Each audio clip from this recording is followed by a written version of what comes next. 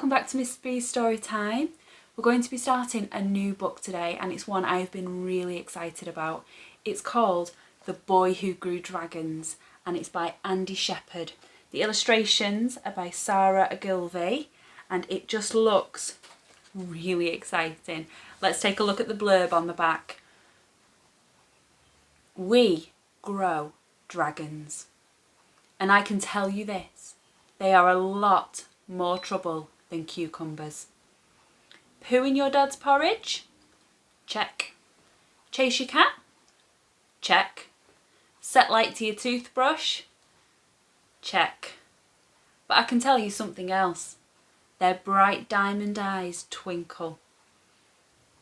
Their warm breath tickles your ear and you'd better keep them a secret because who wouldn't want their own dragon?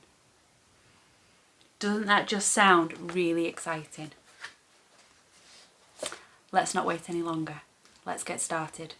I hope you're comfortable. Have a wriggle. Make sure you're sitting comfortably. I am. Here we go.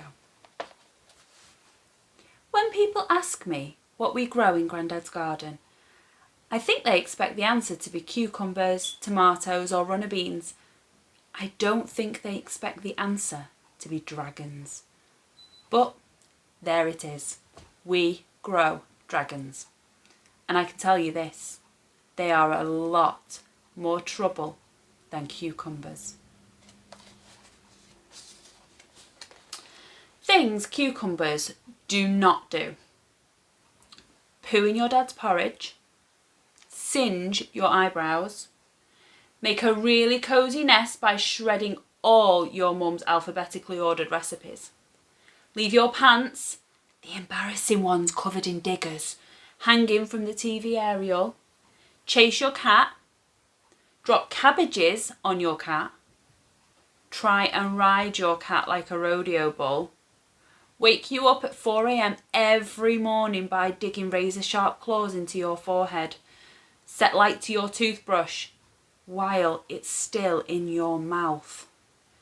Of course, they also don't have scales that ripple and shimmer like sunlight on the sea, or have glittering eyes that can see right into the heart of you, or settle on your shoulder with their tail curled round, warming your neck, and their hot breath tickling your ear. Nope, none of these things you can expect from a cucumber. Well, not any cucumbers I've ever come across. Maybe a mutant radioactive space cucumber, but not your average garden variety.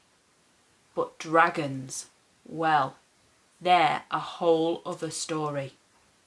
So, who wants to grow dragons? A daft question, yeah?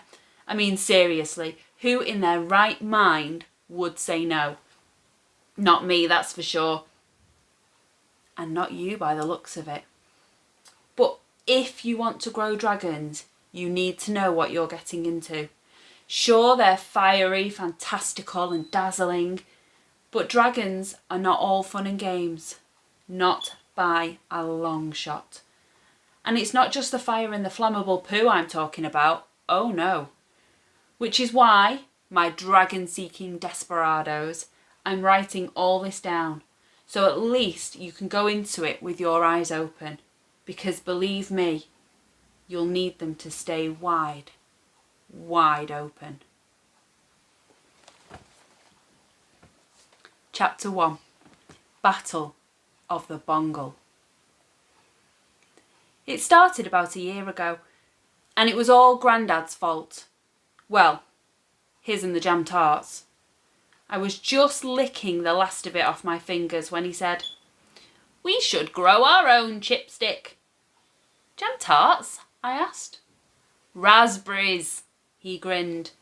"Then we could make our own jam for Nana's tarts. We could mix them up too, strawberry and blackberry, gooseberry and raspberry. Just think of the possibilities. Delicious." It did make a pretty good picture in my head. A vast plate-sized jam tart with different coloured sections like a multi-topping pizza. "And more too," Grandad went on, before I could dive further into the jammy dream. Radishes, beans, onions, cauliflowers, you name it, we could grow it. Suddenly, I wasn't so sure it was a great idea. Strawberry and cauliflower jam. Ew. Anyway, I had enough fruit and vegetables to deal with, what with Mum shoveling in my 5 a day. I mean, she even sneaked dried fruit into perfectly good flapjacks, as if I wouldn't notice. But Grandad wasn't one to let go of an idea once it had fluttered down and settled. So on Saturday morning, there we were, at the end of his garden, up to our ears in mud, digging away at what looked to me like a monster jungle. In fact, I was beginning to realise why Mum had offered me provisions for my trip to the Amazon. Without the nettles and brambles, my grandparents' garden was probably half as big again and ran all the way down to the fields beyond. "I've been wanting to get stuck into this since we moved in," Grandad told me, pausing to catch his breath. "But what with one thing and another, I just don't seem to have found the time." I stopped digging and scraped my spade across a clod of mud. I know you have no idea what he was talking about, but I did. I knew exactly what he meant by one thing and another. "Sorry," I muttered, because I really was. He rested his arms on his spade and leaned towards me. Now, there's something you should know about my granddad. He twinkles. That might sound weird, but he does. There's a phrase, to have a twinkle in your eye, which means to be bright or sparkling with delight. Well, my granddad has the biggest twinkle of anyone I've ever known. And right then he was shining that twinkle down on me, till I felt its warmth flooding every bit of my body. It was like I'd sat down in front of the toastiest marshmallow toasting fire. "Now then, Chipstick, how many times have I told you? What's the deal with families?" I smiled. "They stick together." "Exactly," he grinned. "Not unlike jam tarts. Now, get digging." So I did. The worst thing to dig up was this stuff Grandad called bongleweed. It wound itself around everything, clinging to roots, shoots and shrubs for dear life. Soon enough, I was in an almighty tug of war, boy against plant. And for a moment there, it really looked as if the evil bongle plant overlord might win. But I dug and scraped and pulled and heaved until all that was left was a patch of earth. And the strangest looking plant I'd ever seen. It was taller than me, and my blistered hands would have only made it halfway around the trunk, except it was hard to see the trunk because of all the long green cactus arms that draped down.